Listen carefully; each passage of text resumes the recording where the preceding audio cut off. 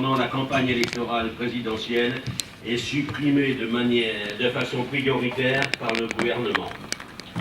En guise d'introduction à cette dernière séance, je vais vous lire l'éditorial que j'ai rédigé et qui figure dans le livret qui vous sera remis en fin de séance. Lorsque je suis devenu président de la Caisse maladie régionale des commerçants d'Île-de-France en 1988, la couverture maladie des commerçants et artisans avait 20 idées, voire à développer. Ce furent des moments passionnants, des conseils d'administration très animés, allant toujours dans le sens du service aux indépendants. En 1994, l'arrivée d'une nouvelle génération d'indépendants fit évoluer le débat en souhaitant de plus en plus l'alignement des remboursements maladie sur le régime général. Je me suis toujours battu pour une couverture complète, mais adaptée à leurs contraintes.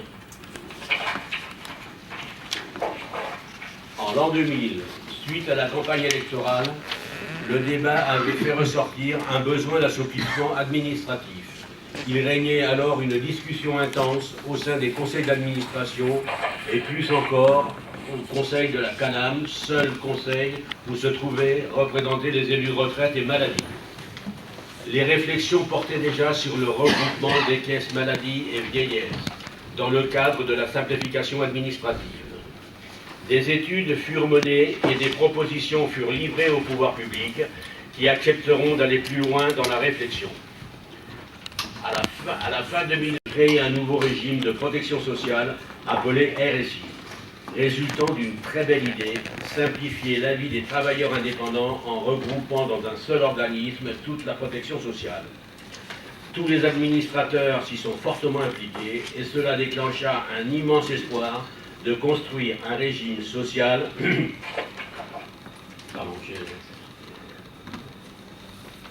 oui, voilà. Et cela, la vie des travailleurs indépendants en regroupant dans un régime social toute leur protection sociale. Tous les administrateurs s'y sont fortement impliqués et cela déclencha un immense espoir de construire un régime social au service des indépendants porté par la démocratie sociale. Il y eut toutefois un premier mauvais présage avec la nomination par le gouvernement d'un directeur général, lequel venait d'une administration, un univers complètement différent et qui n'est jamais vraiment rentré dans la fonction. Heureusement, son successeur, M. Sédier, a été totalement investi dans sa mission.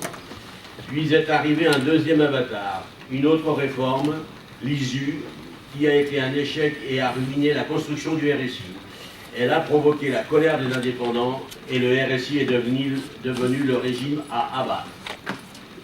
Pourtant, collectivement, nous avons relevé le défi et pouvons être fiers des résultats que nous avons obtenus à force de ténacité, un accueil physique et téléphonique de qualité, ainsi que des délais de traitement des pensions de retraite et de la CMUC meilleurs que dans d'autres régimes. Je remercie d'ailleurs en votre nom l'ensemble du personnel qui s'est mobilisé et qui n'a jamais baissé les bras.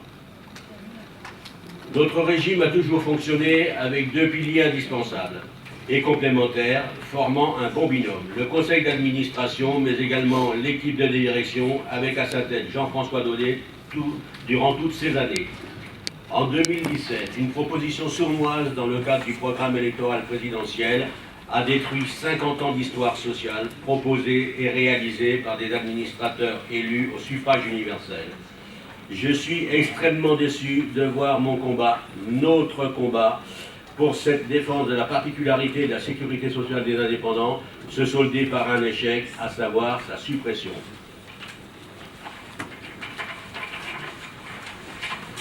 Je vous remercie toutes et tous pour votre engagement dans votre rôle d'administrateur. Nous avons eu des débats riches, très intéressants, toujours dans la cohérence et le respect de chacun. Je vous remercie et je passe la parole à madame.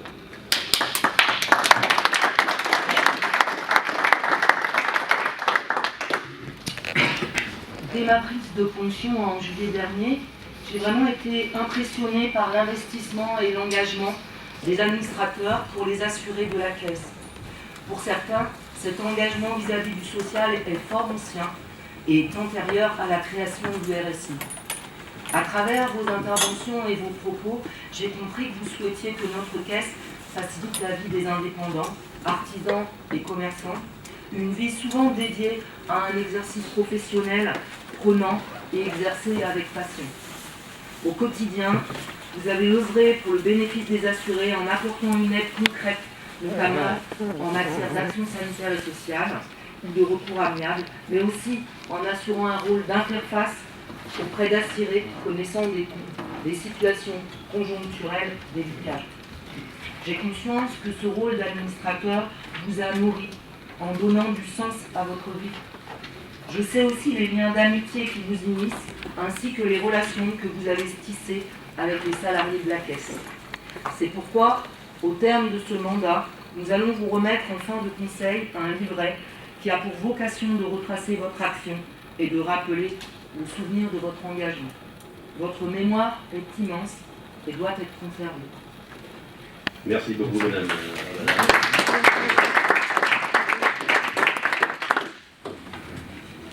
Monsieur Manrique, merci d'être venu. Votre invitation a été initiée par un membre du bureau et proposée au conseil d'administration qui a accepté donc que l'on vous invite aujourd'hui et vous avez eu l'amabilité de nous répondre oui. Donc je vous remercie d'être présent au moins pendant 1 heure ce matin, mais même plus si vous le désirez bien entendu, et d'avoir un échange avec le conseil dont les prérogatives vont cesser au 31 décembre 2018. Les échanges qui vont suivre se feront dans un état d'esprit ni polémique, ni revanchard. Voilà. Et, pardon. Mais dans un souci d'expliquer le passé, pour léguer ce qui a fait la force du régime de sécurité sociale des indépendants, reposant, je l'ai dit, sur un binôme direction-conseil. Je vais passer successivement la parole à chacune des 3 têtes de liste qui ont composé le conseil d'administration pendant ce mandat, à savoir M. Franche pour Agir Ensemble, M. Travers pour l'UDP et M. Borstein pour le CEDULATI. Je vous passe la parole donc à M. Franche. Merci. Bien, je n'ai pas énormément de choses à vous dire, mais je voudrais vous donner, faire 2-3 réflexions qui m'ont marqué pendant cette mandature.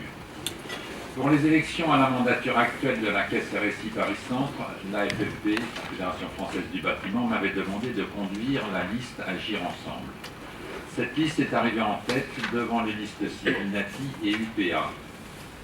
Les modalités prévues ont attribué 12 sièges pour chacune d'elles. Mes mandants ne faisant pas une question de principe de l'obtention de la présidence du Conseil, nous avons décidé de soutenir la candidature de M. Coinon face à celle de l'UPA. Conformément au souhait du président Coinon, des postes dans chaque commission ont été équitablement proposés à chacune des listes. Depuis ce jour, il n'a plus été question des différentes organisations professionnelles ou des différentes listes, et nous avons tous travaillé ensemble avec le RSI comme seule identité. Cette attitude est remarquable, car elle n'est pas constante dans toutes les instances, et en particulier au Conseil national.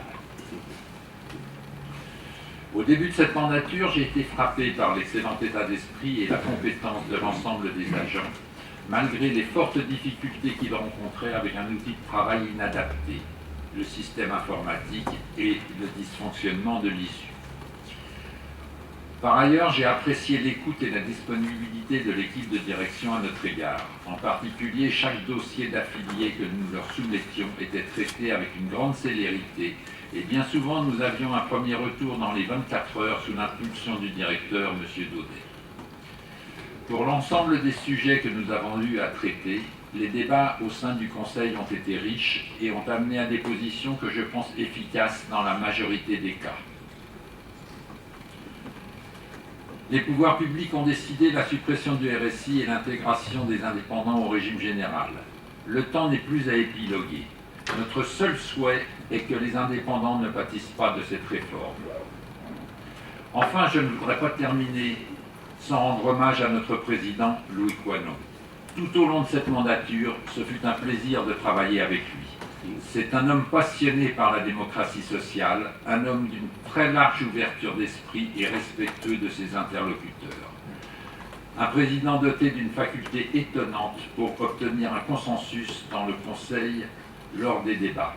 Monsieur Coinon, je vous adresse tout mon respect et mes remerciements pour votre exemplaire présidence. Merci.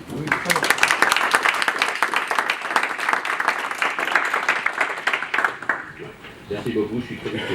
Merci. Donc je passe la parole à M. Travers, j'en perds le suivi. Je passe la parole à M. Travers de juge de paix. Je présente M. André Travers. Ton micro. Micro. Ouais, merci.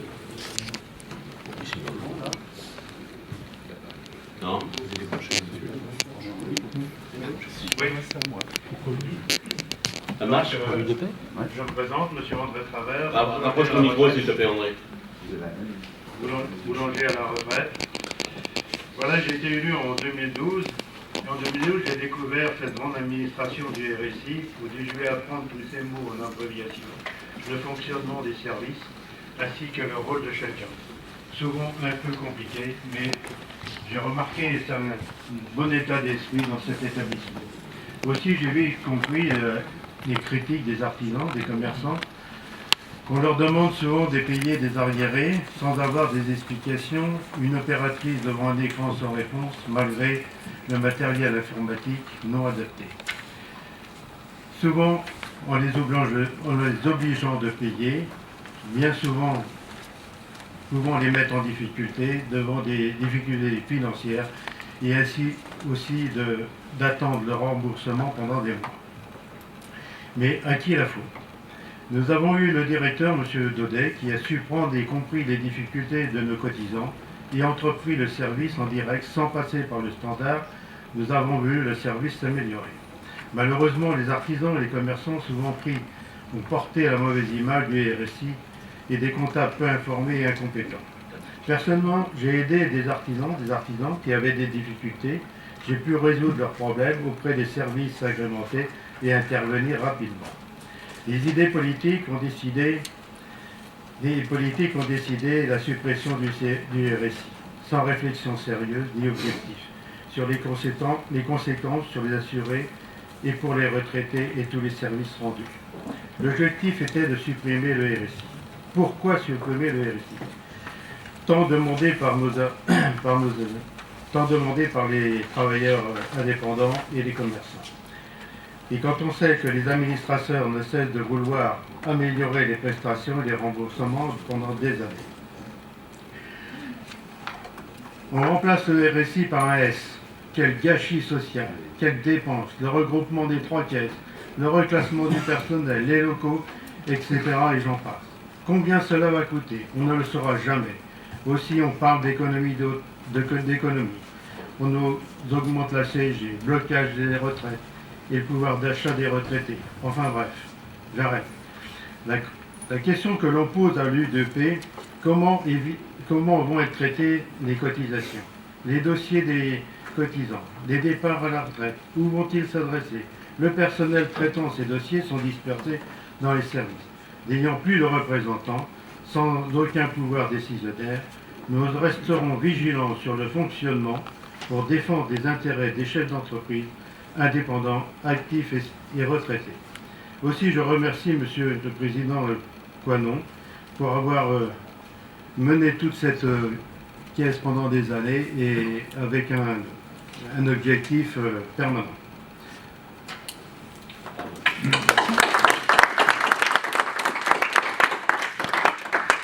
Bien, la parole est à Monsieur Eric Banken.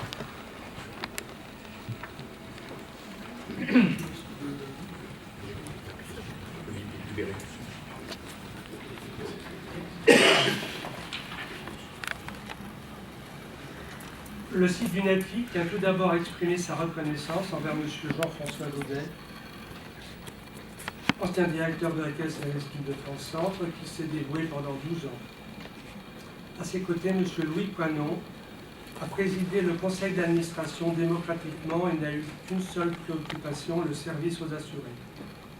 Chacun dans son rôle, ces 2 hommes ont formé un binôme admirable et exemplaire permettant à notre caisse sociale de devenir l'une des plus performantes du pays. Nous sommes conscients que Mme Claire Abalin, l'actuelle directrice de la Caisse francilienne, dispose d'une marge de manœuvre plus réduite. Aussi, nous lui réitérons notre soutien. Dans quelques mois, quand elle aura quitté la Caisse, il n'y aura plus de pilote dans l'avion, avec une administration sans obligation de moyens et de résultats.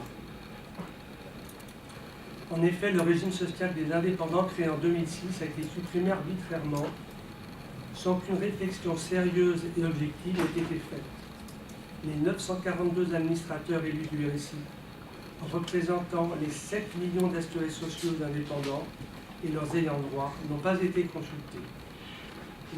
L'organisation d'élections sociales démocratiques au sein du deuxième régime social français a aussi été supprimée.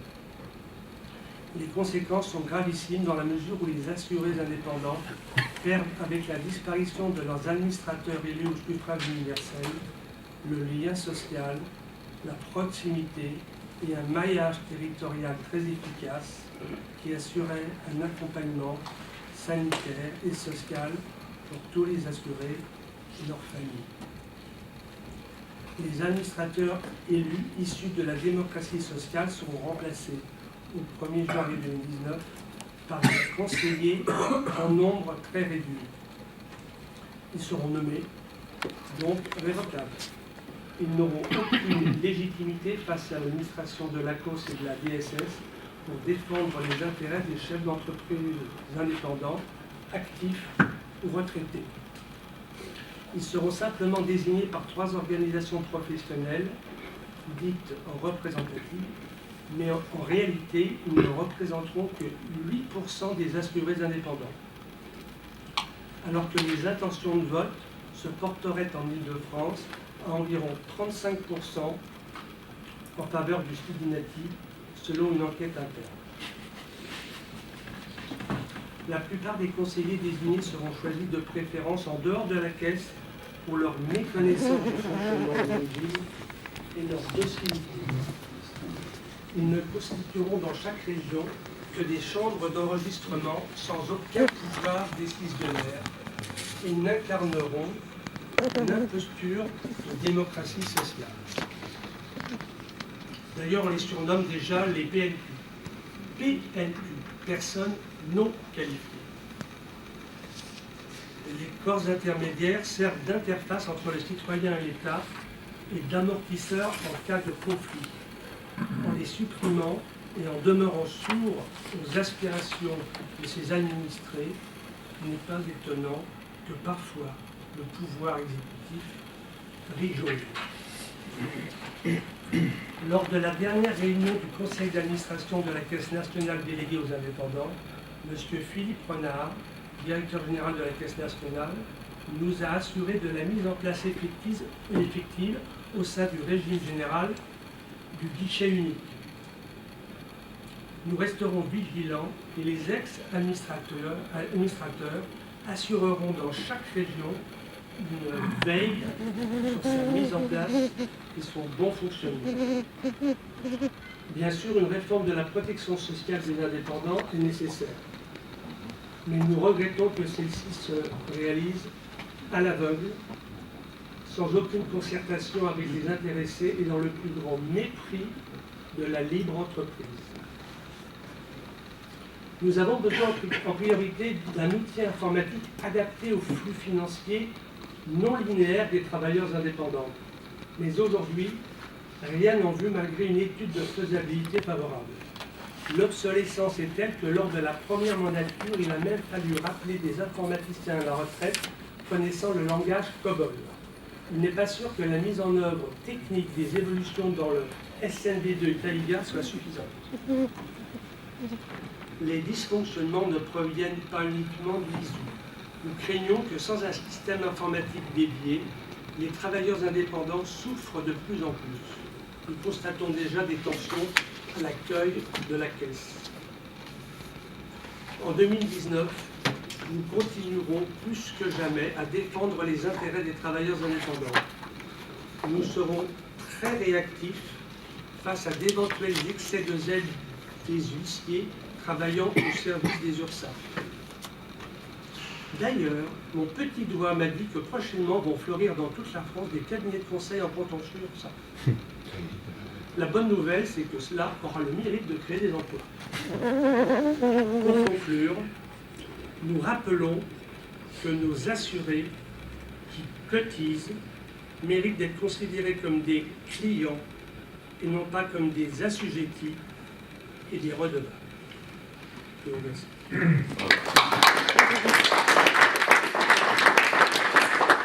Merci.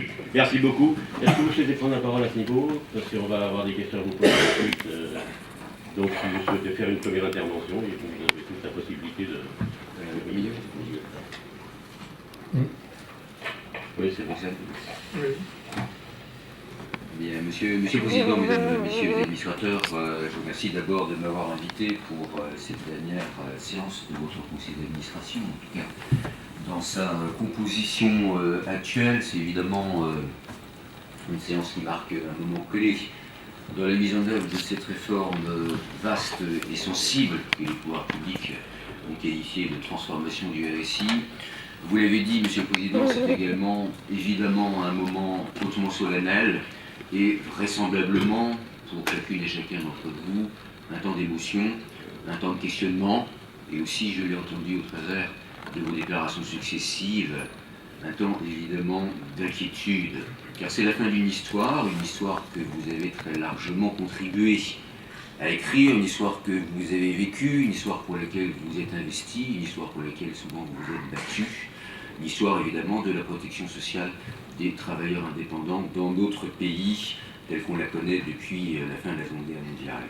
Et puis c'est aussi le début d'une autre histoire, une histoire qui n'est pas celle que vous souhaitiez, mais une histoire qu'il va nous falloir maintenant, non pas écrire, ça c'est l'affaire des textes, mais faire vivre au quotidien, en ne perdant évidemment pas de vue l'essentiel. Cet essentiel, vous l'avez tous souligné, c'est évidemment la spécificité des besoins qui sont ceux des artisans et des commerçants en matière de protection sociale. Alors pour effectivement inscrire dans notre quotidien eh bien, cette spécificité des besoins de la population que vous représentez, je sais pouvoir compter sur la compétence et la connaissance des collaborateurs de la Caisse déléguée qui rejoindront l'URSSAF Île-de-France en 2020. Et je suis aussi extrêmement sensible, bien évidemment, eh bien, à ce que vous me permettez aujourd'hui d'entendre et que je reçois comme une sorte de transmission. La transmission évidemment de vos points de préoccupation qui évidemment perdureront au-delà de vos mandats pour celles et ceux d'entre vous qui ne seront plus représentés dans le cadre du Conseil de la protection sociale des indépendants et de l'instance régionale. Alors, je peux, si vous souhaitez, à ce stade, peut-être vous dire quelques mots sur la manière, ou en tout cas au niveau de l'URSSAF Île-de-France, je souhaite que puisse évidemment être prise en compte la spécificité de la situation des indépendants. Vous le savez, l'URSSAF Île-de-France, c'est un organisme de très grande taille,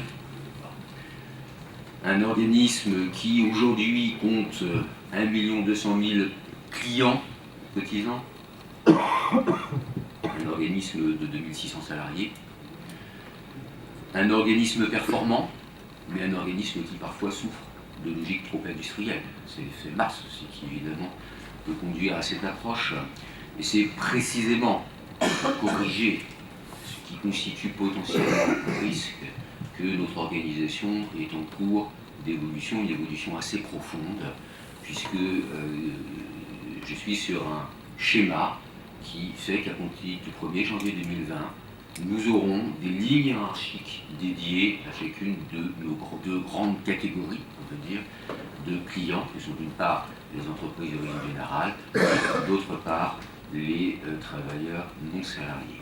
Spécialisation de la ligne managériale, spécialisation de la ligne hiérarchique, spécialisation de l'ensemble des collaborateurs, ça veut dire quoi? Ça veut dire que les travailleurs indépendants seront pris en charge par l'URSSAF Île-de-France au sein de 4 directions territoriales. L'une concernant Paris, Intramuros, une autre dans ses locaux à Saint-Ouen, pour concrètement la Seine-Saint-Denis, 3e direction à Guyancourt pour le bassin ouest, et une quatrième élection que vous connaissez, qui se trouve donc à Damary-les-Lys pour le reste de l'Île-de-France. Avec évidemment un objectif, c'est que l'on retrouvera dans chacune de ces élections à la fois des personnels en charge évidemment de l'accueil des cotisants, l'accueil physique, des personnels en charge de ce que l'on appelle en bon français des fonctions middle office, concrètement, c'est-à-dire débordement de la prise en charge d'appel de la plateforme téléphonique qui elle-même sera spécialisée pour les travailleurs indépendants, mais aussi action d'accompagnement et d'appui pour les indépendants qui s'installent. Bien évidemment, les secteurs en charge de la gestion des comptes, mais aussi des secteurs totalement dédiés à la prévention des difficultés des indépendants, leur accompagnement également. Et c'est un élément évidemment central, vous l'avez évoqué. Donc cette organisation très spécifique se traduira également par la mise en œuvre de procédures spécifiques. Vous évoquiez, monsieur, un risque d'excès de zèle des huissiers de justice qui instrumentent pour leur SAF. Les huissiers de justice, ils instrumentent sur la base également des instructions qu'on leur donne. Et nous avons bien comme objectif d'adapter nos processus de recouvrement pour parvenir à ce point d'équilibre très complexe qui est de faire en sorte que, bien évidemment, nous sachions traiter avec les moyens adaptés les indépendants qui connaissent une difficulté, mais qu'en même temps, nous visions bien évidemment le recouvrement nécessaire au financement de leur protection sociale. Et vous savez que c'est un équilibre toujours délicat à trouver, mais qui passe bien évidemment par un renforcement de notre capacité d'identification, de prévention des difficultés, par le fait que nous débloquions des partenariats comme votre caisse a su le faire, avec effectivement l'ensemble des représentants des indépendants, pour nous accompagner également et nous aider dans ce relais, si je puis dire, vis-à-vis des indépendants. Évidemment que nous renforcions toutes les dimensions dites amiables avant de passer à des solutions malheureusement plus rudes, mais parfois nécessaires, vous le savez également, dans notre action de gouvernement. Merci beaucoup, M. Malin. Effectivement, le point que vous venez d'évoquer à l'instant, qui est donc la relation de difficulté avec les dossiers fragiles et très souvent tendus au niveau des assurés, c'est que vous n'aurez plus la représentation de ce qu'on faisait nous, les intermédiaires, pour véritablement traduire en langage que pas le patient, mais l'assuré peut comprendre, et que les services administratifs également. Notre rôle était souvent dans l'interface pour véritablement amener la connaissance des dossiers et le ressenti de l'assuré dans les conditions de vie qu'il a au jour. Et ça, malheureusement, avec la suppression de toute notre représentation, c'est des éléments que nous n'aurez plus. Voilà, donc on passe aux questions. Monsieur... Bonjour monsieur, merci d'être venu. Je vais rebondir un peu sur ce que vous avez dit, puisque j'avais une question concernant les services. Comme vous le comprenez, c'est vraiment quelque chose qui nous tient à cœur. Ça a été un cheval de bataille pour nous. À titre personnel, si j'ai rejoint le RSI, c'était en tant que consultant en entreprise, d'entendre systématiquement le RSI-ci, le RSI-ça. Donc j'ai voulu comprendre de l'intérieur. J'ai rencontré des hommes et des femmes extraordinaires, un directeur fabuleux, une directrice qui prend le relais, qui a un gros challenge devant elle. Et on aura aujourd'hui, nous avons la chance, comme dit M. Coinon, notre président, d'avoir des interlocuteurs, puisque nous sommes les représentants sur le terrain pour les assurer, pour les aider dans la gestion de leurs problématiques, en ayant des interlocuteurs au sein de la caisse. En 2019, on aura encore ce lien avec le personnel de la caisse, puis de 2020 et des années suivantes. Et puis je voudrais savoir quelle charte d'engagement allez-vous proposer chaque année à vos clients, que nous sommes tous, quant aux efforts faits pour l'accueil, pour l'amélioration du personnel dans l'accueil client et de la compréhension du TNS, comme le fait le Trésor quand on doit payer nos impôts, de savoir où va un peu le budget. Ça aussi, on est dans le groupe. Administratif, vous avez un directeur de l'URSSAF, moi-même, qui suis bien évidemment en capacité de recevoir un certain nombre de signalements. Je reçois d'ailleurs déjà de très nombreux chaque jour. Bon, c'est un élément naturel et j'ai à cœur évidemment d'examiner avec attention ces situations qui sont parfois révélatrices de dysfonctionnement. C'est aussi utile pour l'éditeur, aussi parfois, d'avoir évidemment cette connaissance. Je l'indiquais, nous avons structuré finalement notre organisation de telle sorte qu'il y aura donc des agents de direction en responsabilité sur chacune de ces directions territoriales, qui ont vocation bien évidemment également à être des interlocuteurs privilégiés. Et puis par ailleurs, nous aurons évidemment un pilotage régional assuré par le directeur ou actuellement la directrice régionale travaillant indépendant, en l'occurrence Céline Calvé-Bolivar. Donc vous aurez bien évidemment des interlocuteurs à votre disposition pour évidemment examiner certaines situations que vous souhaiteriez nous soumettre. Et puis par ailleurs, je le rappelle également, l'instance régionale du Conseil de la protection sociale des travailleurs indépendants se structure également sur une maille régionale.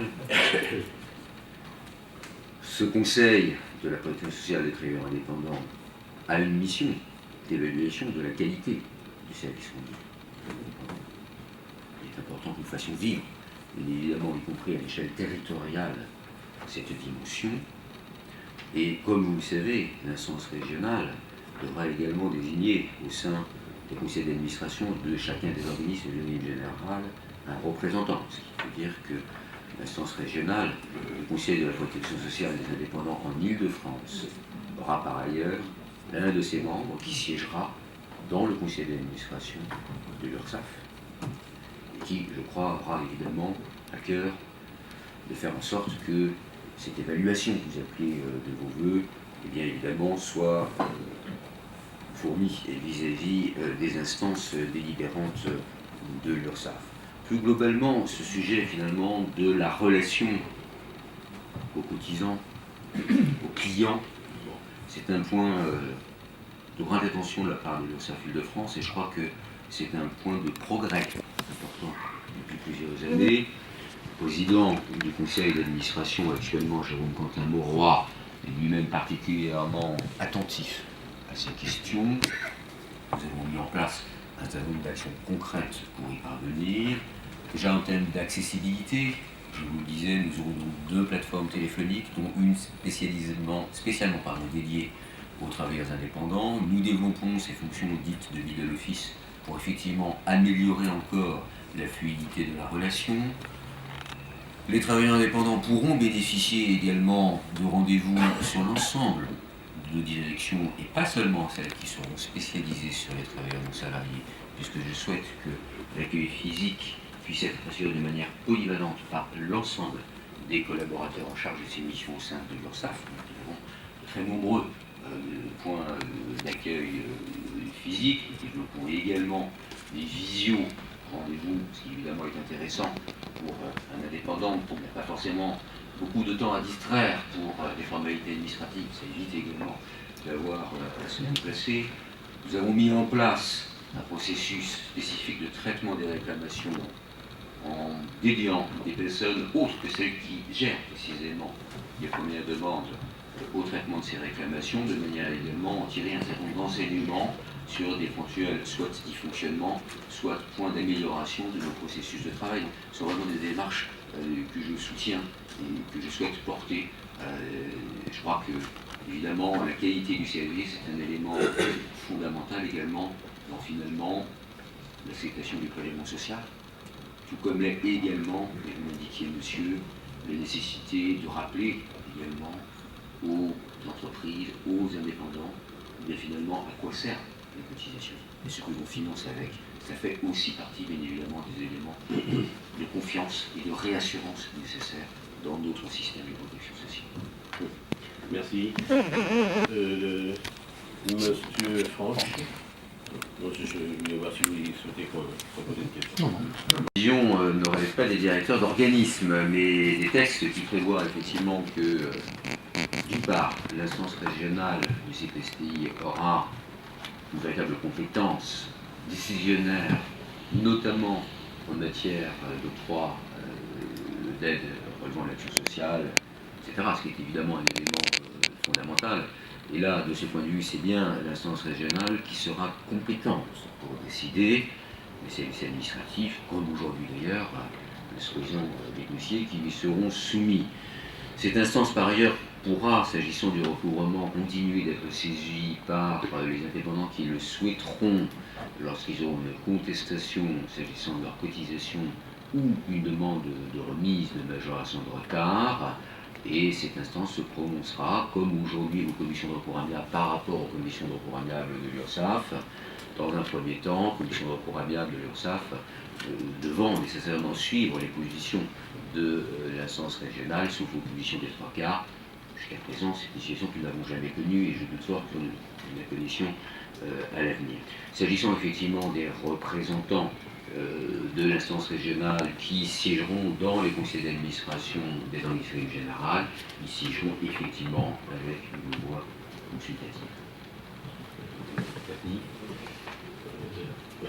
D'avoir de nombreux salariés aujourd'hui en charge de cette activité au sein de la Caisse déléguée qui ont formé le vœu de rejoindre l'URSSAF, ce qui est évidemment important en termes de transfert de compétences, et pour évidemment d'attention que de pouvoir avoir ces compétences sur une mission nouvelle pour nous. Je crois ensuite, mais vous l'avez dit monsieur, que nous aurons aussi un rôle, puisque cette instance régionale sera, s'agissant des aspects administratifs, le secrétariat sous-tendu, si je peux dire, par l'URSSAF, nous aurons un rôle important en matière de coordination, de développement de liens avec les organismes prestataires, les primaires d'une part, et la CNAV d'autre part, pour effectivement, fût-ce dans des conditions évidemment différentes de celles que vous connaissez aujourd'hui, nous assurer de la cohérence et surtout du bon relais d'information sur des situations qui sont soit des situations de fragilisation d'indépendants en raison de leur état de santé, et ça suppose évidemment de créer des liens très forts avec l'assurance maladie, soit évidemment des difficultés qui apparaissent au moment de la préparation de la retraite. Donc je crois que véritablement notre enjeu est de faire en sorte que, nonobstant l'éclatement entre les branches prestataires de l'action sociale, nous fassions en sorte que le lien évidemment perdure, s'agissant du lien entre prestations, cotisations, notamment souvent des aides et des aides. Alors, si j'ai bien compris à travers ce lien, c'est une reproduction du guichet unique.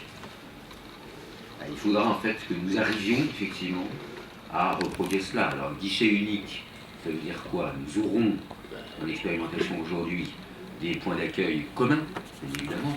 Il n'en demeure pas moins que dans la réforme telle qu'elle est prévue, une demande au titre de l'action sociale maladie sera effectivement instruite par la caisse primaire. Bon. Et au-delà de ça, ce qui est important pour nous, c'est que nous ayons une information évidemment fluide de la part de la caisse primaire.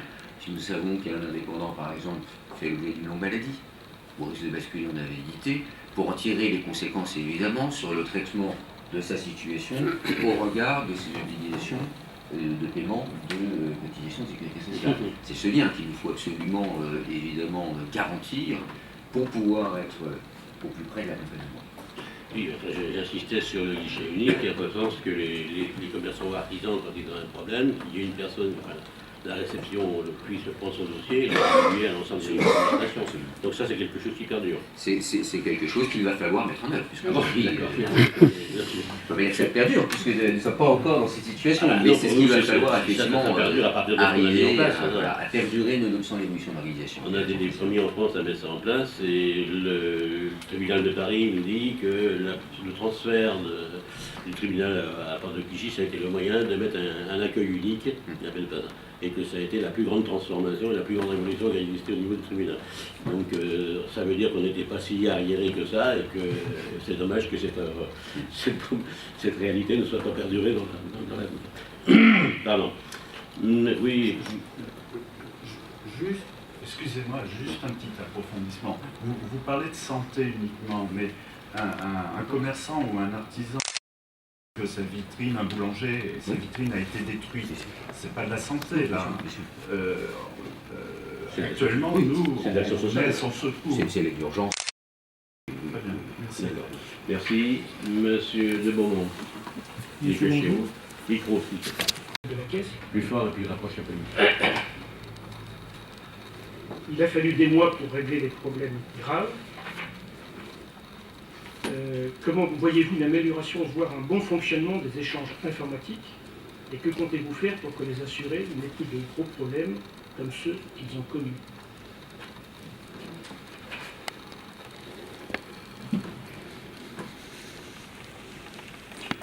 Alors, plusieurs éléments de réponse. D'abord, vous le dites vous-même, la situation, fort heureusement, s'est tout de même améliorée depuis quelque temps, s'agissant du système d'information, et si elle s'est améliorée, c'est grâce, je crois, au travail commun qui a été mené et par le réseau RSI et par le réseau URSSAF, on a mis en place avec les fameuses task force, etc. Et c'est un élément important. Je n'en disconviens pas, mais aujourd'hui, effectivement, force est de constater que la situation, et heureusement, bien évidemment, pour l'ensemble des ressortissants, s'est améliorée. Premier élément. Deuxième élément, la branche au recouvrement dispose d'une nouvelle convention d'objectifs et de gestion qui couvre la période 2018-2022. L'un des objectifs majeurs est bien l'objectif consistant à achever la rénovation de notre système d'information. C'est un objectif pour lequel la COS a obtenu des moyens considérables, dans le contexte général de réduction bien évidemment des moyens alloués. Il y a une exception notable sur l'informatique, parce que effectivement la COS poursuit bien évidemment cet objectif d'achèvement de la rénovation totale de notre système d'information avant la fin de la période conventionnelle. Évidemment, élément important, c'est comment également on prend en compte la protection sociale des indépendants dans la conception de ce système d'information. Donc ça reste évidemment un point d'attention majeur. Je note quand même également que nous sommes néanmoins sur un certain nombre d'avancées. Vous savez, en Ile-de-France, nous allons expérimenter en début d'année la modulation des cotisations en temps réel de manière sage, à mon sens, c'est-à-dire sur un mode d'expérimentation.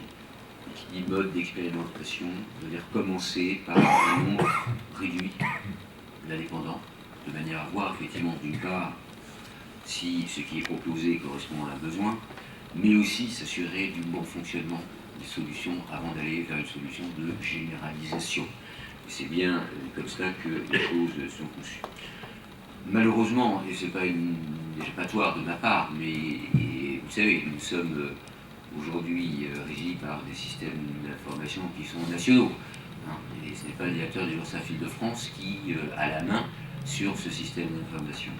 En revanche, le directeur que je suis a un devoir qu'il tente d'exercer le mieux qu'il le peut, qui est évidemment un devoir d'alerte, un devoir également d'évaluation des conséquences du dysfonctionnement informatique sur le service rendu à nos usagers.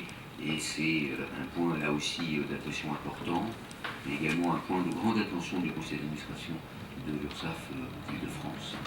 Et je suis convaincu, bien évidemment, que l'attention du conseil d'administration de l'URSSAF Île-de-France portera sur l'ensemble des catégories de cotisants.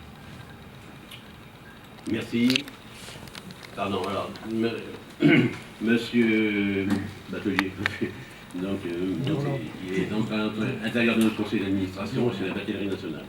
Donc, monsieur Dourlan. Oui. Donc, monsieur Dourlan, je suis aussi président de l'Office national de la Batellerie artisanale, qui est un établissement public. Donc, mes questions seront, je dirais, les suivantes. Où vont être attachés parmi les 4 centres que vous avez parlé tout à l'heure les bateliers? Quelle représentation ils pourront avoir à l'intérieur du conseil d'administration, tout en sachant qu'il y a une spécificité sur cette profession, et là je remercie monsieur le directeur qui l'avait bien compris, c'est-à-dire que le RSI Île-de-France Centre avait une représentation nationale, voire européenne, sur ce qui est de la représentation des bateliers. C'est-à-dire que nous pouvons très bien avoir des bateliers qui vivent sur leur bateau, bien entendu, avec leur famille, qui ont des soucis, que ce soit aux Pays-Bas, en Allemagne. Donc là, il y a tout un système qui est en route, qui va aujourd'hui pouvoir indiquer les spécificités de ce métier. C'était mes deux questions, les choses qui m'intéressent en tant que représentant de la profession. Merci. Merci. Ça va arriver. Question difficile. J'ai cru comprendre. Pour moi, alors notamment s'agissant des personnes de question, s'agissant de la représentation. Là, très objectivement, je ne saurais pas vous dire, je ne sais pas quelle est votre propre vision du sujet. S'agissant de la gestion, entre guillemets, de cette catégorie d'indépendants, j'ai envie de vous retourner la question, monsieur l'administrateur, s'il vous permettez. Pour vous, quel est le meilleur modèle? Une gestion regroupée ou pas? Je comprends que votre approche vise plutôt pour une gestion regroupée, ce qui veut dire que, évidemment, nous mettons en place, comme c'est le cas aujourd'hui au niveau des délégués, si je comprends bien, une gestion regroupée, ce que nous faisons, d'ores et déjà, pour un certain nombre d'entreprises particulières, c'était des entreprises en règle générale, mais nous avons quand même un certain nombre de catégories en Île-de-France. Nous gérons de manière spécifique tout ce qui concerne le cinéma, la production de films. Nous gérons de manière spécifique tout ce qui concerne le mannequinat en particulier. Nous gérons de manière spécifique tout ce qui concerne la CCVRP. Et ça, nous avons certaines habitudes, si je puis dire, dans ce type de gestion. Donc s'il vous semble effectivement qu'une gestion centralisée, regroupée est la plus pertinente, c'est évidemment la solution que nous retiendrons. En revanche, encore une fois, et j'en suis désolé, sur la question de la représentation effectivement des intérêts des bateliers, j'avoue ne pas effectivement avoir les éléments de réponse. Je ne sais pas si d'une manière ou d'une autre, y compris au niveau du Conseil de la protection sociale des indépendants, il y aura une représentation effectivement de la profession, mais là, j'avoue, séché. Juste pour répondre à votre question. Micro. Pour répondre à votre question, il y avait aujourd'hui le RSI avec le directeur qui avait bien compris comment fonctionnaient les bateliers. Vous avez cité plusieurs professions. Nous sommes vraiment une profession à part. Nous vivons sur des bateaux, nous sommes toujours en déplacement. Ce qui veut dire que c'est vraiment une spécificité. Les professions que vous avez citées, les gens ont un domicile. Nous, la loi nous permet aujourd'hui d'avoir un domicile sur un bateau. C'est-à-dire que le fait d'être regroupé, c'est quelque chose qui nous permet d'avoir tout un tas de prestations avec des spécificités. Mais mon inquiétude, c'est qui va apporter ces spécificités au niveau du système général, aujourd'hui, qui est une profession un petit peu atypique. Voilà, c'était mes questions, monsieur. C'est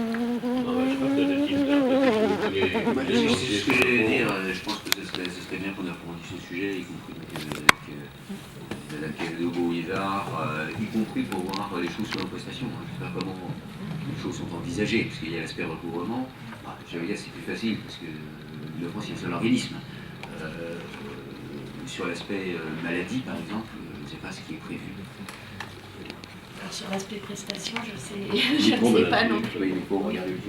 Oui, on va bien sûr approfondir les choses. Sur l'aspect cotisation, on avait quand même une avancée, puisque cela fait 2 ans maintenant, si je ne dis pas de bêtises, que la gestion décentralisée sur le cercle de France au niveau de la partie recouvrement, ce qui a facilité les choses dans les échanges justement qu'on avait avec nos interlocuteurs de la caisse ici. Donc ça, pour cette cause, c'est maintenu, hein, ce n'est pas modifié. Et après, la question se pose effectivement de savoir si aujourd'hui il y a lieu d'approfondir encore cette centralisation au sein de l'organisme en maintenant des interlocuteurs privilégiés, etc. Voilà, c'est des choses qu'on va creuser, mais c'est une spécificité, une population qu'on connaît déjà donc, au niveau de l'URSSAF, puisque depuis 2 ans, a récupéré au niveau national. Et bien sûr, on va creuser les aspects ouverture de droits et lien avec les organismes prestataires pour s'assurer que dans notre processus interne de prise en charge, on assure bien cette spécificité-là que vous avez décrite. Instances en Ile-de-France pour se rendre physiquement aux URSSAF. Et Paris intramuros, mais ce sera où? C'est pareil. En fait, joindre les URSSAF, ça ne marche qu'avec un timbre et une enveloppe, ce qui est quand même en 2018 assez étonnant. Et donc voilà, moi j'ai besoin par rapport aux personnes que je représente qui sont des auto-entrepreneurs, j'ai besoin de réponses concrètes. Donc pas trop d'acronymes, mais plutôt des dates et des numéros de téléphone, voire des adresses physiques. Merci. Oui. Alors peut-être plusieurs points de précision. Vous évoquez la difficulté de joindre les URSSAF au téléphone, j'entends votre propos et c'est bien la raison pour laquelle, précisément, nous modifions notre organisation. Et s'agissant des travailleurs indépendants, vous me posez la question de savoir quand, au moment de la mise en place de la réforme, c'est-à-dire au 1er janvier 2020. Parce que cette date, évidemment, les caisses déléguées continuent d'assurer les missions qui sont les siennes. Ça veut dire quoi? Ça veut dire, d'une part, deux travailleurs ou salariés, une deuxième qui physiquement sont installés à Champs-sur-Marne, aux entreprises du régime général. Deuxième élément, parce que, bien évidemment, nous avons des effets volumes considérables, parce que le modèle de plateforme téléphonique, compte tenu de nos nombreuses implantations territoriales, est difficile à calibrer, sauf à dégarnir les services de back-office, ce qui pose d'autres difficultés. Nous mettons en place, à compter également, le modèle sera terminé en 2020, nous mettons en puissance concrètement en 2019, pour un achèvement en 2020, 1er janvier 2020, des pôles relations de services dans chacune de nos futures directions du recouvrement, qui prendront également en charge, évidemment, des appels en débordement de la plateforme téléphonique, avec un objectif, bien évidemment, qui est de renforcer, d'améliorer de manière significative l'accessibilité des services de l'URSSAF au téléphone. Je rappelle également qu'il y a les mails, des CL, etc., et un certain nombre de modes de contact qui parfois sont peut-être plus aisés également à mobiliser. S'agissant de l'accueil physique, il ne sera pas réalisé que sur les 4 directions spécialement en charge. Je voulais un travailleur indépendant d'être reçu dans tous les sites de l'URSSAF. Tous les sites de l'URSSAF, c'est quoi? C'est Paris intramuros, un nouvel immeuble qui sera livré d'ici au 1er janvier 2020, concrètement, en cours de construction, d'achèvement, voilà, ils ont prévu pour la fin de l'année 2019. Premier élément. Deuxième point cible de rendez-vous, Guyancourt. Nous avons une direction de recouvrement qui n'est pas dédiée aux travailleurs salariés, mais avec des personnels compétents également pour assurer l'accueil physique des travailleurs non salariés. Troisième point d'accueil, Évry, dans les mêmes conditions. Quatrième point d'accueil, Nanterre. Cinquième point d'accueil, ici même bien évidemment, à Saint-Ouen, mais aussi à Montreuil. Nous avons également une direction de recouvrement à Montreuil. Il y aura également un lieu d'accueil dans le Val-de-Marne. Quittons notre immeuble de Créteil, où nous allons maintenir une structure d'accueil qui pourrait être à Alfortville. Possibilité également d'accueil à Cergy-Pontoise. Et par ailleurs, 3 possibilités d'accueil en Seine-et-Marne, Champs-sur-Marne, Lieu-Saint et Damas.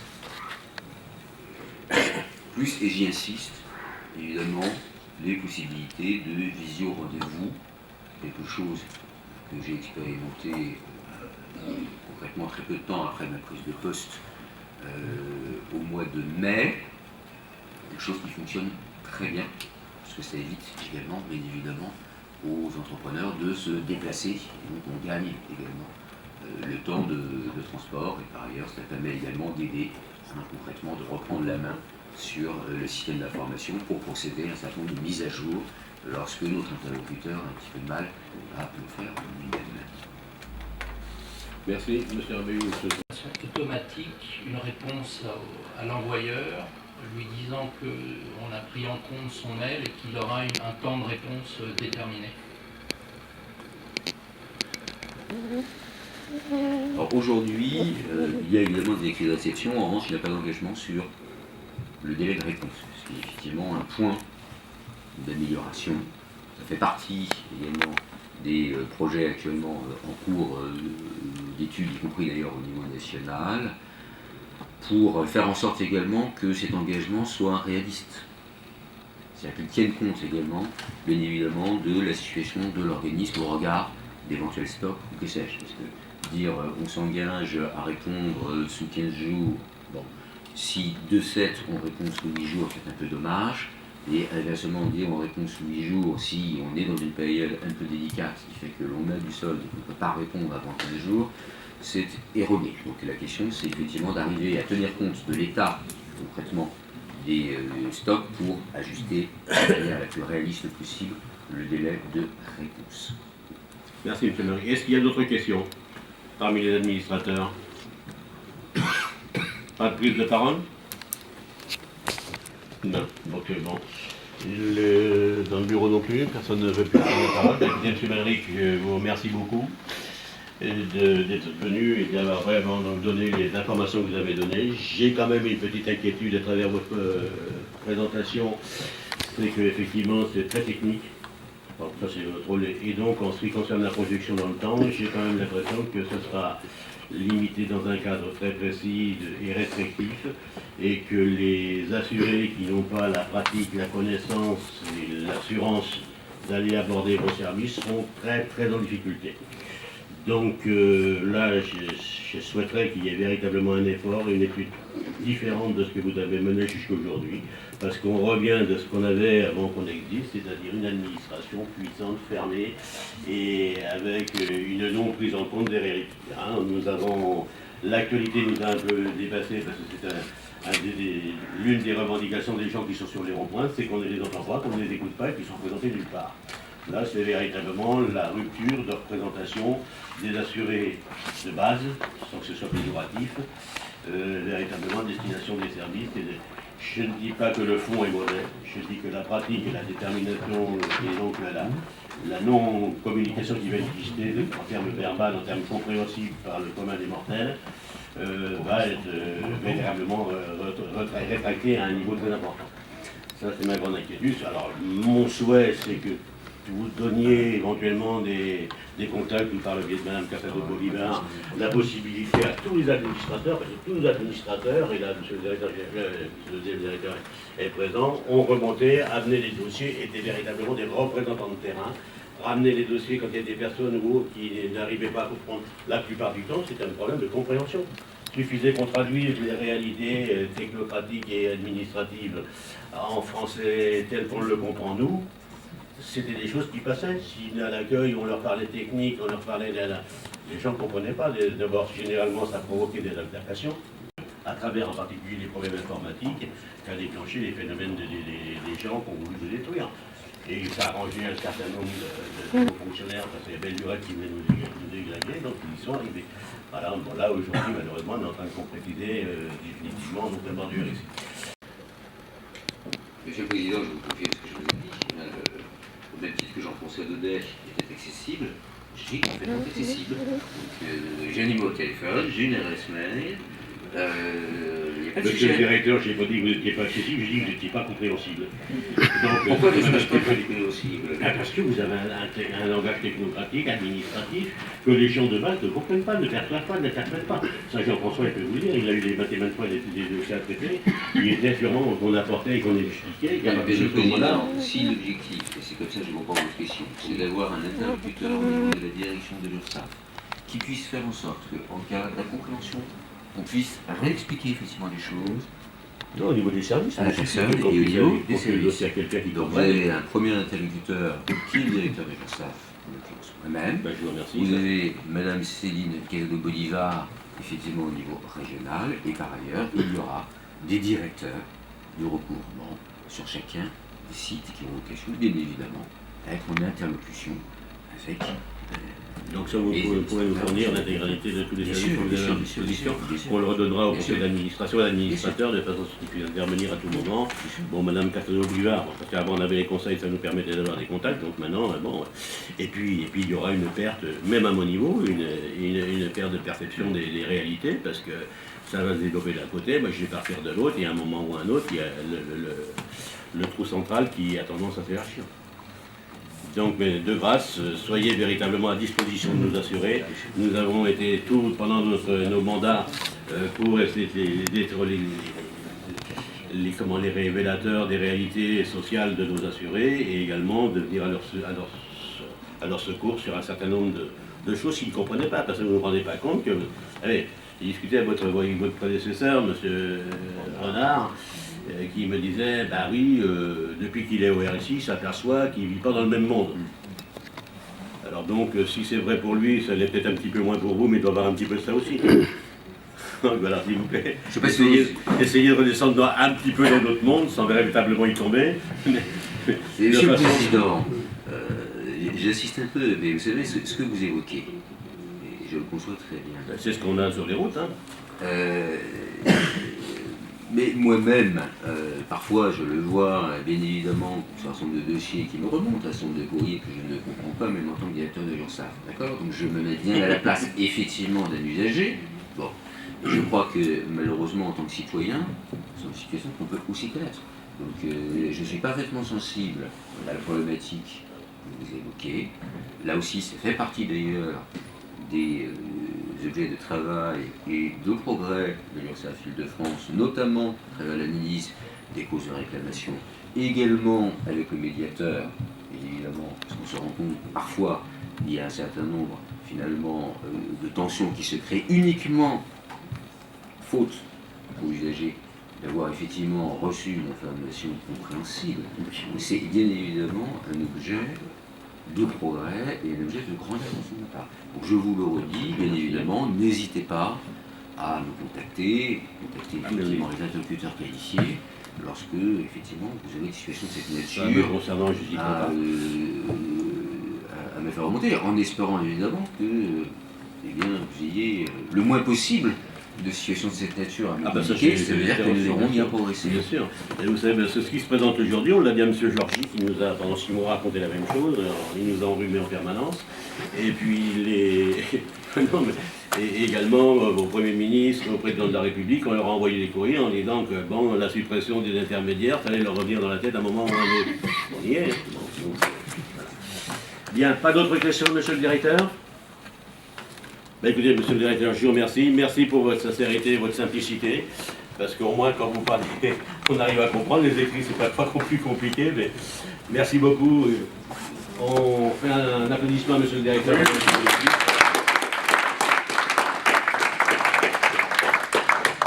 Merci à vous.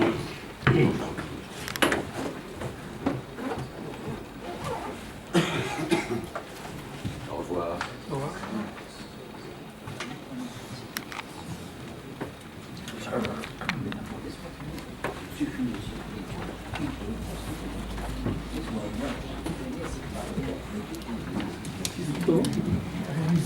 Oui. Rien. Moi, je ne pense pas que ça sert à rien, parce que on le voit en plus en ce moment. Je pense que la démocratie sociale, c'est quelque chose d'important. On peut toujours critiquer les limites de cette démocratie sociale. Moi, j'y voyais un gros avantage pour moi, c'est que ça te permet de garder les pieds sur terre. C'est-à-dire, tu as des gens qui représentent les assurés, qui sont eux-mêmes des assurés, c'est-à-dire des indépendants, qui ont une entreprise, qui ont des difficultés. Et le fait qu'ils t'en parlent, notamment j'avais plus de contact encore avec le président, mais ça te laisse les pieds sur terre et régulièrement, c'est vrai que en tant que gestionnaire, souvent, tu as tendance un peu à balayer le problème en disant « ouais, bon, bah, ils n'ont pas compris, après tout, vous avez qu'à faire attention ». Et puis quand quelqu'un te le dit les yeux dans les yeux, que tu vois que vraiment il n'a pas compris, tu te dis peut-être que franchement, on aurait pu s'y prendre autrement. Si on fait des trucs que les gens ne comprennent pas, ça ne sert à rien, quoi. Donc, et ça, je trouvais ça intéressant d'avoir ça, d'avoir des gens qui continuent, tu continues à avoir un dialogue avec les gens que tu gères et tu ne te contentes pas de les gérer de ton bureau sans faire attention un peu aux conséquences que ça peut avoir. Et je trouve ça, moi j'ai toujours été favorable à ça et je regrette d'ailleurs que les conseils d'administration disparaissent, puisque même si on aura une espèce d'organisation croupion qui va s'appeler le CPSTI, ça n'aura rien à voir avec un conseil d'administration. Je veux dire, ils seront réunis de temps en temps, ils donneront un ou deux avis dont tout le monde se foutra, et puis voilà, donc ça c'est en gros, et puis je pense que ça ne durera pas longtemps. Voilà, bon, je pense que ça disparaîtra. Donc oui, ça durera dans les 3 premières années, après je ne suis pas sûr que ce sera renouvelé, Je voudrais revenir sur l'ISU, parce que c'est l'ISU qui nous a tués.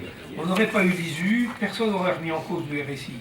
Parce que regardez, personne ne remet en cause la MSA, la mutualité sociale agricole, alors que c'est la même chose. C'est un régime particulier à destination des agriculteurs, mais personne ne remet en cause l'existence de la MSA. Et nous, RSI, personne n'aurait remis en cause le RSI si on n'avait pas eu l'ISU, avec les conséquences absolument dramatiques que ça a entraîné, et qui ont fait qu'on a été haï par l'ensemble de notre population.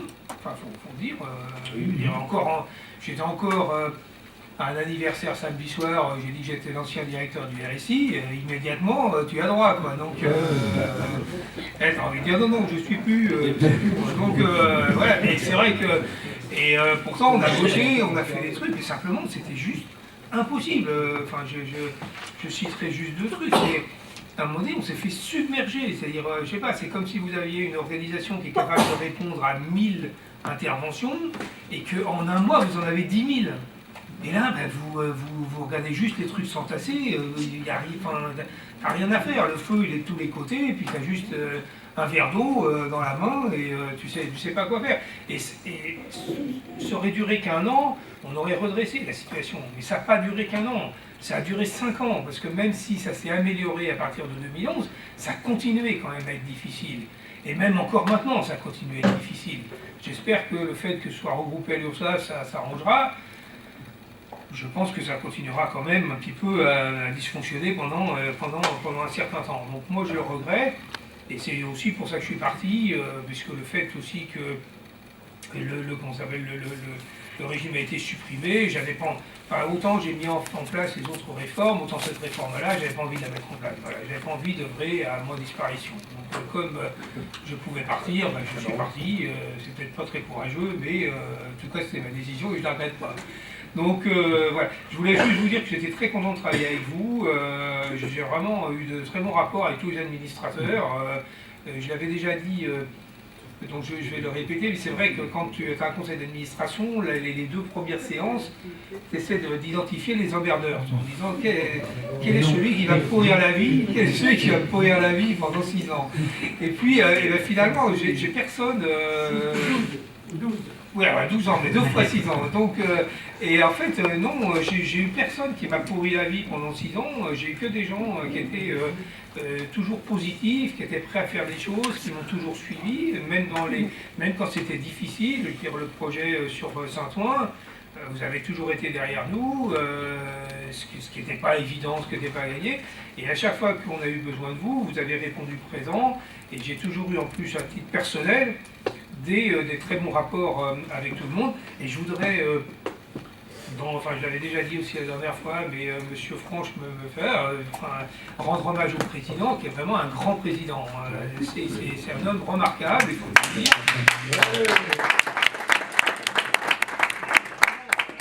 C'est quelqu'un qui fait consensus, M. Franche l'a dit, ce qui n'est pas du tout évident. Vous venez de 3 listes différentes, ça aurait pu être...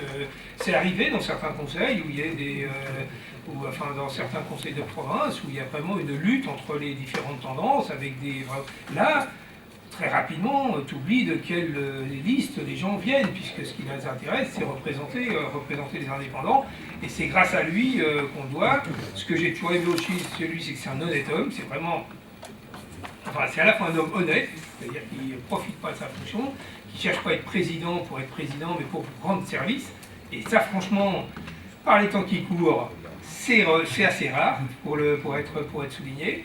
Et c'est quelqu'un qui s'intéresse vraiment à la fois à la gestion de la caisse, mais au sort de ses mandants. Il n'oublie jamais le sort de ses mandants. Et d'ailleurs, il continue à terminer beaucoup de dossiers, y compris des dossiers de province qui n'ont rien à voir avec nous. Mais comme il a une maison dans la Mayenne, il s'occupe aussi des indépendants de la Mayenne, donc de temps en temps, on est obligé d'intervenir pour des gens de l'ouest de la France, ou même du sud de la France, puisqu'il a des contacts un peu partout. Voilà, donc je voulais dire que moi j'étais très content de travailler au service des indépendants pendant toutes ces périodes-là. Pendant toute cette période-là, j'ai travaillé pratiquement toute ma carrière au service des indépendants.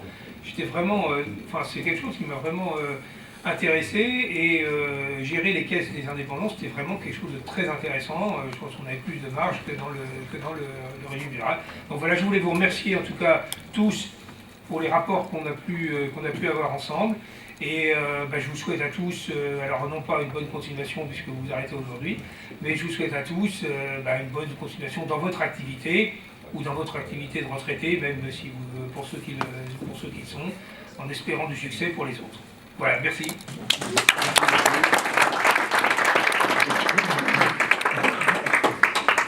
Merci beaucoup, M. Donnet. Écoutez, je pense que le conseil d'administration vous doit beaucoup, même tout, parce qu'enfin, du moins en ce qui concerne les relations et tous les suivis de travaux au niveau des dossiers juridico et administratifs.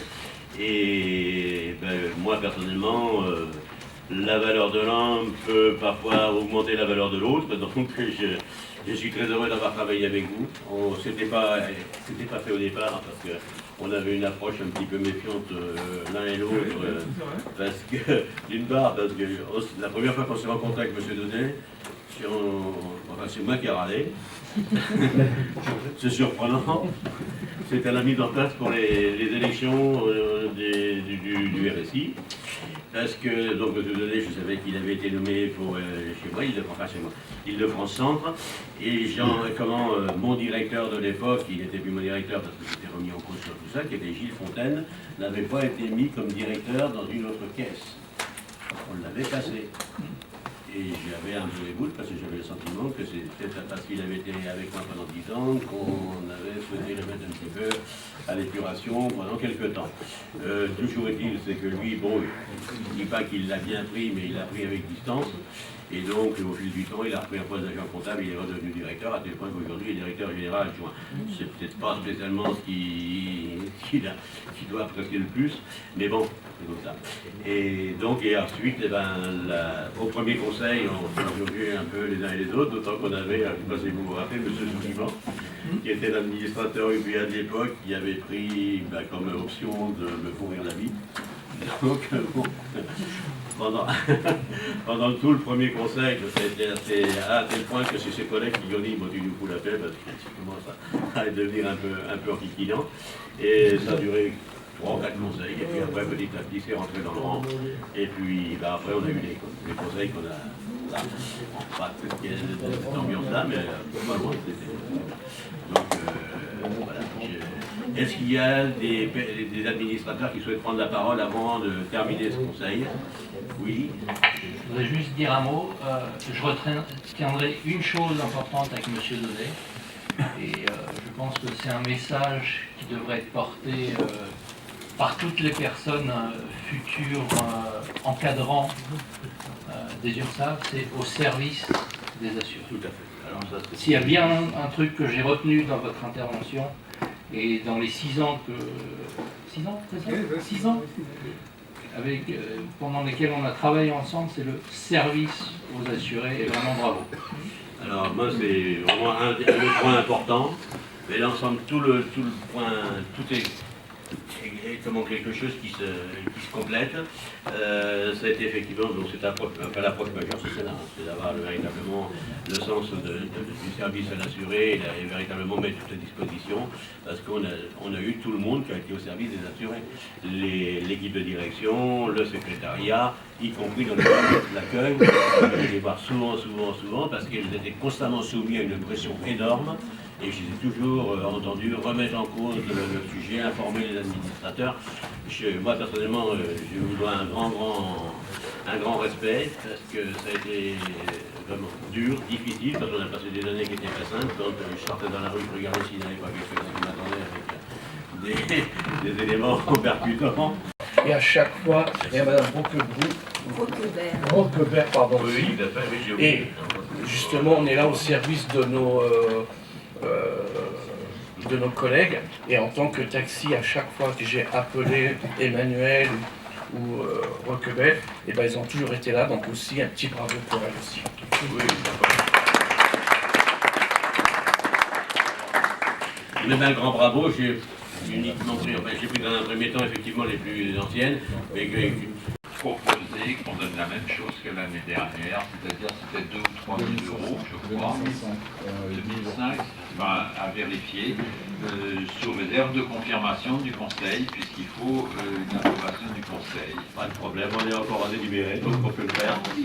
Oui, donc sur la proposition qui est faite par la Commission d'action sociale. Juste une petite chose, on avait mis éventuellement 2500 à 3000, je sais qu'on a parlé lors de cette casse de remettre le même budget que l'année dernière.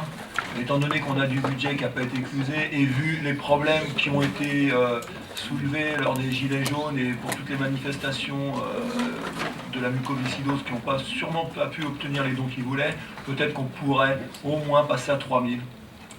Voilà.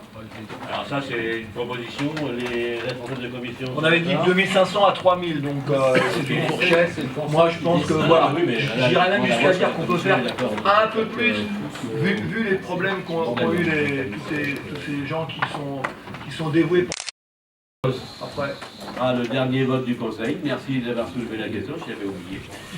Donc est-ce que le Conseil, quels sont les pour? Combien? À 3000. Les pour sur quel montant? À 3000. Ah. Ah oui, on a pris la dernière. Alors voilà, Non, on aurait pu dire. On a eu le temps de compter? D'accord. Eh bien écoutez, je vous remercie sur ce bon score de ce dernier vote. Moi je vais remercier l'ensemble du Conseil. Effectivement pour aujourd'hui, je pense qu'on a eu un bon dernier conseil, malgré tout. Bien que ce soit très... Pardon. Voilà, donc, c'est pas facile pour moi, mais bon, il faut le passer. Et je vous remercie toutes et tous pour ces 6 ans passés avec vous. Ça va me manquer, parce que quelque part, bon, c'était devenu un rythme pratiquement établi. J'espère que les uns et les autres, on aura encore l'occasion de se réentendre, de se revoir. C'est peut-être pas le cas pour tout le monde, mais néanmoins, pourquoi pas. Et donc, là, on vous a déposé... Ce matin, il nous dit, bah oui, d'accord, il entend. De là à traduire ce qu'ils veulent dire aux gens qui sont... Et vous, j'ai pas bougé de l'apprendre, la plupart du temps, en particulier ceux qui sont à l'accueil, et dans les services aussi. Vous n'avez pas répondu. Parfois, Madame Bidot, elle va avoir des situations un peu complexes pour arriver à faire comprendre ce qu'est la retraite et comment les textes qui sont à l'intérieur de ça donnent les résultats chiffrés que vous donnez, parce que pour un commun des mortels, c'est pas ce que je fais avec le départ. Alors, merci pour l'explication, la considération de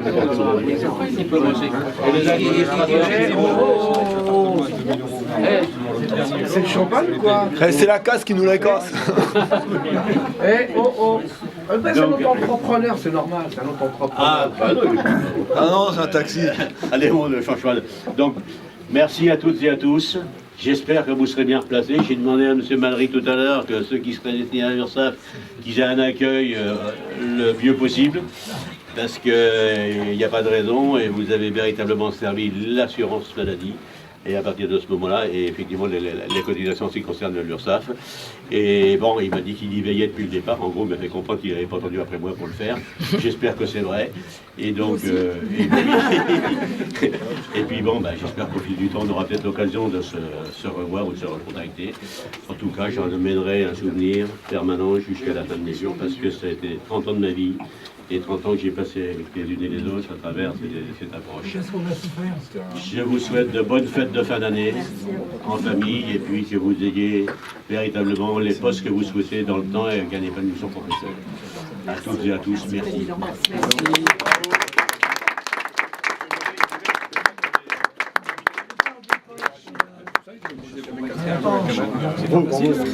Merci également là au public.